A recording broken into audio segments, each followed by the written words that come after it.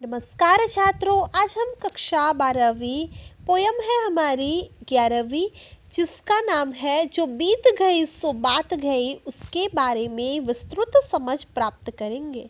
उससे पहले हम हरिवंश राय बच्चन जिन्होंने ये काव्य लिखी है उनके बारे में जानकारी प्राप्त करेंगे। हालावादी कवि हरिवंश राय बच्चन का जन्म उत्तर प्रदेश के इलाहाबाद में हुआ था।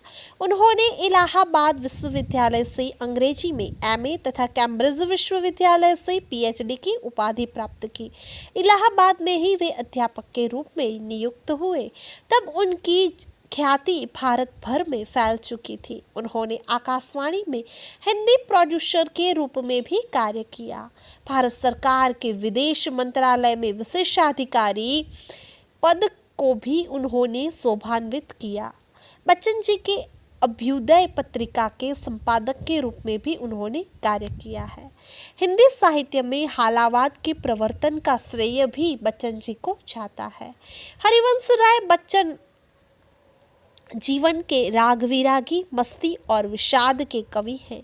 उन्होंने विश्व साहित्य के कुछ अमर ग्रंथों की प्रामाणिक अनुवाद का कार्य भी किया है। उनके प्रमुख काव्य संग्रहों में मधुशाला, मधुबाला, मधुकलश, निशा निमंत्रण, एकांत संगीत, आकुल अंतर, मिलन यामिनी और सतरंगिणी प्रमुख है।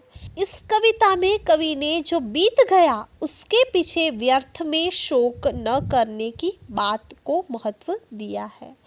तो अब हम काव्य है उसके बारे में विस्तृत समझ प्राप्त करेंगे। जो बीत गई सो बात गई, यानी कि जो बीत गया उसे हमें क्या करना चाहिए? भूल जाना चाहिए। भूतकाल हो गया है। जीवन में एक सितारा था, माना वह बेहद प्यारा था। सितारा उसका अर्थ होता है तारा, बेहद यानी कि असीम, प्यारा यानी कि प्रिय। वह डूब गया तो डूब गया, अंबर के आनंद को देखो। आनंद यानी मुख, अंबर यानी आकाश, डूबना यानी अस्त हो जाना। कितने इसके तारे टूटे, कितने इसके प्यारे छूटे। जो छूट गए फिर कहाँ मिले, पर बोलो टूटे तारों पर। कब अंबर शोक मनाता है, जो बीत गए सो बात गई। शोक यानी दुख, छूटे यानी साथ छोड़ देना। तो इसका प्रस्तुत पंक्ति का अर्थ यह है कि जो बीत गई है वो बात गई। जो तुम पर बीती है वह आई गई बात हो गई है। वह बात हमेशा के लिए समाप्त हो गई है। ऐसा मानकर उसे भूल जाना ही अच्छा है।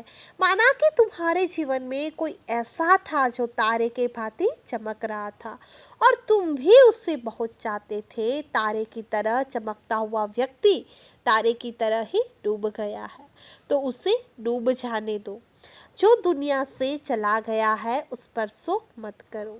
जरा आकाश के बारे में भी सोचो। अब तक कितने उसके प्रिय तारे टूट चुके हैं। जो तारे टूट गए वो फिर आकाश से कभी नहीं मिल पाए, परंतु क्या आकाश ये टूटे हुए तारे पर शोक मनाता है?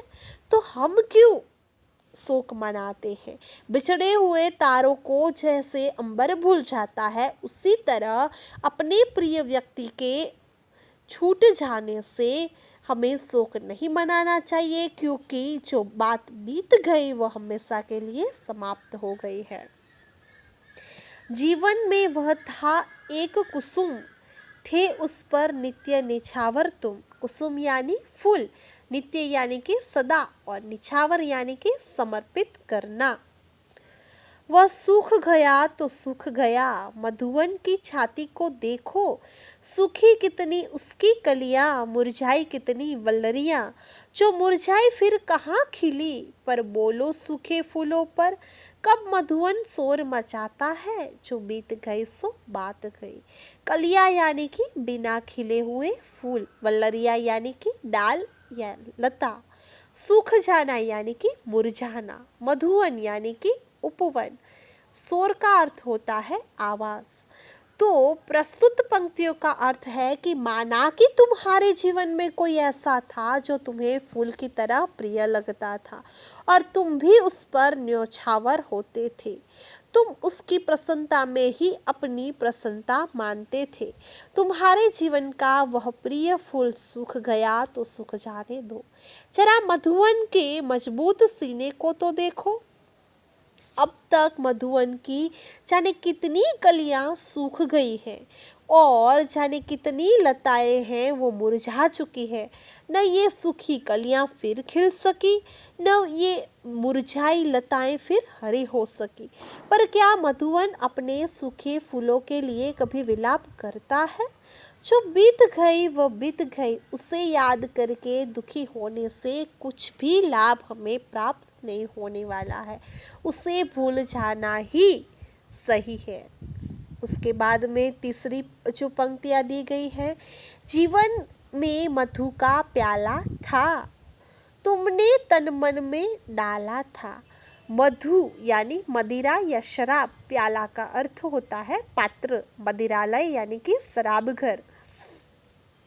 वह टूट गया तो टूट गया, मदिरालय का आंगन देखो। मदिरालय यानी कि शराब घर और आंगन का अर्थ होता है प्रांगण। कितने प्याले हिल जाते हैं, कितने मिट्टी में मिल जाते हैं। जो घिरते हैं कब उठते हैं, पर बोलो टूटे प्यालों पर कब मदिरालय पछताता है। जो बीत गए सो बात गई। पछताना यानी कि पश्चाताप, मिट्टी में मिल जाना यानी कि नष्ट हो जाना। प्रस्तुत पंक्तियों में कवि ने कहा है कि माना कि तुम्हारे जीवन में मदिरा का ऐसा प्याला था जिस पर तुमने अपना जीवन न्यौछावर कर दिया था, अर्थात वह तुम्हारे जीवन का एक अंग बन गया था। तुम्हारा मनपसंद प्याला टूट गया तो टूट जाने दो। जरा मदिरालय यानी कि शराब खाने का जो प्रांगण है उसे देखो। वहां जाने कितने प्याले हिल जाते हैं, गिरकर नष्ट हो जाते हैं। जो प्याले गिरकर टूट जाते हैं, क्या वो फिर उठकर वापस आते हैं? जो व्यक्ति मदिरालय के घड़ों और प्यालों के टूटने के बारे में सोचता है, क्या मदिरालय को उन टूटे प्यालों के लिए कभी पश्चाताप होता है? तो जो बीत गए सो बात गई। अब उसे दुखी होने में, उसे याद करके दुखी होने में कोई फायदा नहीं है। अब जो चौथा है पैराग्राफ, उसमें कवि ने क्या लिखा है, मिट्टी मिट्टी के हैं बने हुए, मधुघट फूटा ही करते हैं। लघु जीवन लेकर आए हैं, प्याले टूटा ही करते हैं। फिर भी मदिरालय के अंदर मधु के घट हैं, मधु प्याले हैं। जो मादकता के मारे हैं, वे मधु लूटा ही करते हैं।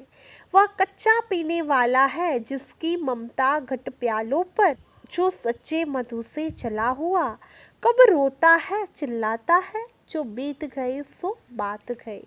यहाँ पे मृदु का अर्थ होता है कोमल, लघु यानी छोटा, मदिरालय यानी शराब घर, प्याला यानी पात्र, मादकता यानी नशा, अंदर यानी भीतर, ममता उसका अर्थ होता है लगाव, मधुघट यानी कि शराब से भरा हुआ घट, कच्चा पीने वाला यानी कि नौसिखिया पियक्कड़।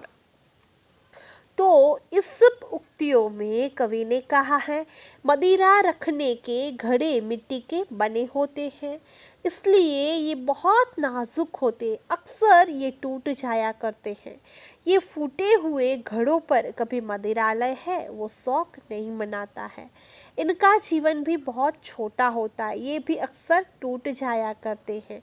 फिर भी मदिरालय अंदर मदिरा इन घड़ों में ही रखी जाती है और लोगों को मदिरा प्यालों में ही दी जाती है। लोग नशे के अभ्यस्त हैं, वे मदिरा का सेवन करते रहते हैं और उनसे उनका लगाव होता है। वह कच्चा यानी कि नौसिखिया पियक्कड़ है। जो सच्चे अर्थों में मदिरा का सेवन करने वाला होता है, वो मदिरा के घड़ों और प्यालों के टूटने पर रोता चिल्लाता नहीं है। जो बात बीत गई है वह बीत गई है, वह हमारे जीवन में समाप्त हो गई है। तो इस उसके लिए हमें पश्चाताप नहीं करना है। तो इस प्रकार जो बीत गए सो बात गए के आधार पर कवि यह कहना चाहते हैं कि हमारे जीवन में कुछ ऐसे प्रिय व्यक्ति होते हैं जो हमारी ज़िंदगी से हमेशा के लिए चले जाते हैं, वे गुजर जाते हैं। हम चाहकर भी उससे वापस अपनी ज़िंदगी में इस दुनिया में नहीं ला सकते हैं। तो उन पर शोक मनाना, उन पर विलाप करना व्यर्थ है। तो जो बीत गए सो बात गई, यह सोचकर हमें भूल जाना चाहिए। तो विशिष्ट दृष्टांतों के द्वारा कवि ने हमें इस बारे में समझ दी है। तो आशा है कि आपको यह वीडियो के द्वारा काव्य की समझ अच्छे से प्राप्त हुई होगी। So wish you all the best. Like, share and subscribe Eklavya education and Hetal Thakkar एडुवर्ड। Bye bye.